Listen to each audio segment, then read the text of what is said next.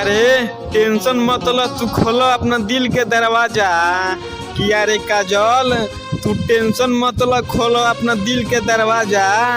रक्षाबंधन के मेला में आवो घूमे गौर बाजार, वही जलिए खूब हमरा से मजा।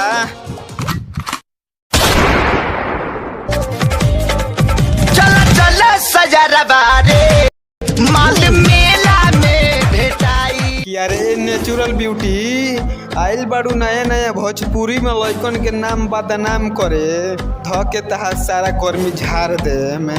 किए नेचुरल ब्यूटी आइल बाड़ू नया नया भोजपुरी में लइकन के नाम बदनाम करे, ध के तहा सारा कर्मी झाड़ दे में। आ सीवान जिला के लइका हम सन बिना छिलले बांस लेके धांस देम।